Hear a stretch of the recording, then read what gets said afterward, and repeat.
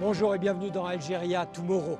En l'espace de quelques années, l'Algérie a connu une explosion de ses exportations, au chapitre desquelles figurent les matériaux de construction, comme le rond de béton, le clinker, le ciment. Et c'est ici, au cœur de ce port, le port de Djedjen, que s'opère une grande majorité de ces exportations. Un port qui va connaître une extension colossale, et c'est ce que je vous propose de découvrir avec nous. L'Algérie est aujourd'hui le deuxième exportateur mondial de clinker qui rentre en compte dans la composition du ciment. L'exportation de ciment représentait 60 millions de dollars en 2019. 5 années plus tard, le pays affiche 746 millions de dollars au compteur.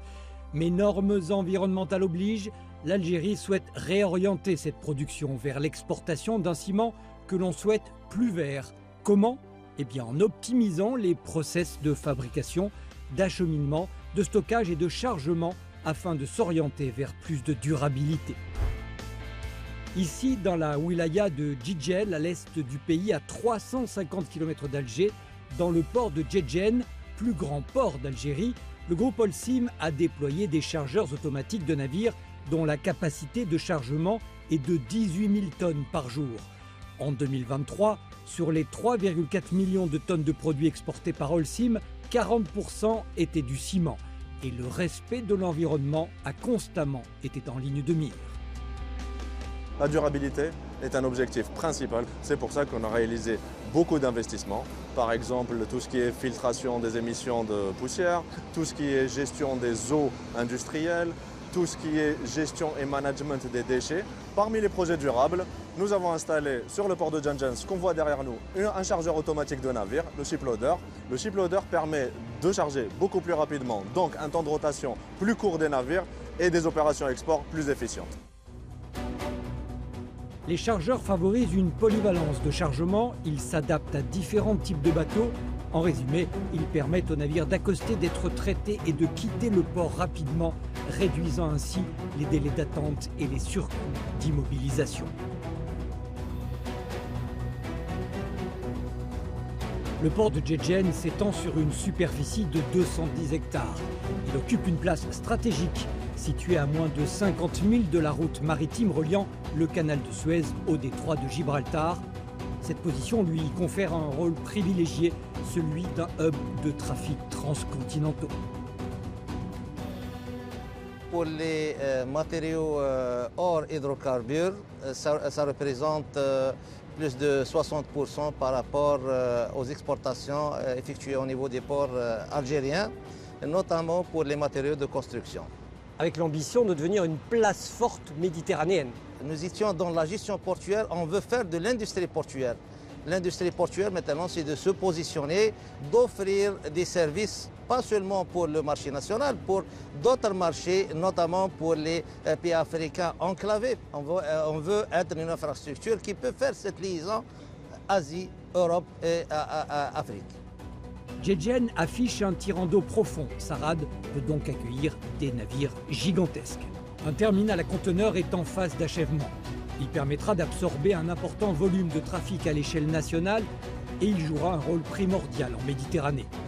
D'autant que les exportations du port ont explosé en l'espace de 5 ans. Une structure autoroutière en construction pénétrera bientôt au cœur même du port, de quoi le relier directement à Sétif, capitale des Hauts Plateaux. L'objectif est d'accélérer le flux des marchandises et les prévisions jusqu'à 2030 sont ambitieuses.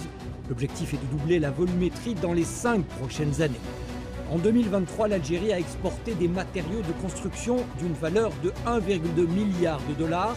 Le pays occupe la 3e place parmi les principaux exportateurs de matériaux de construction vers le marché africain, avec une estimation de 680 millions de dollars.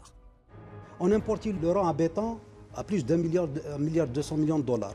On importe le ciment à plus de 800 millions de dollars. On importe les carreaux en ciment, la céramique, tout ce qui est revêtement, tout ce qui est placo-plâtre à des montants faramineux. Là, actuellement, on exporte. On exporte le ciment, on exporte le clinker. Et on a un objectif de transformer le clinker en produit fini.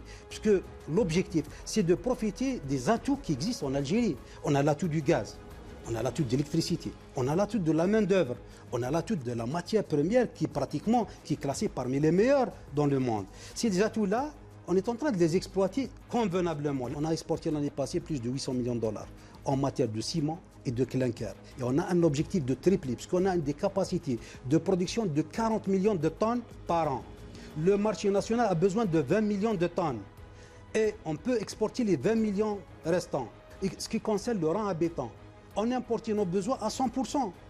Là, actuellement, on exporte. Non seulement on a une autosuffisance, on répond aux besoins du marché national, qui est un chantier énorme. On exporte plus d'1,2 milliard de dollars par an. D'autres produits algériens commencent à se frayer progressivement un chemin vers l'exportation. C'est le cas du carrelage, de la céramique, des matériaux de revêtement et des décorations en plâtre. Et le marché national explose aussi. Ici, dans cette enseigne de carrelage et de bricolage à la périphérie d'Alger, les particuliers viennent commander le matériel nécessaire à la construction ou la rénovation de leur maison individuelle. On a des commandes spécifiques, on a beaucoup de commandes.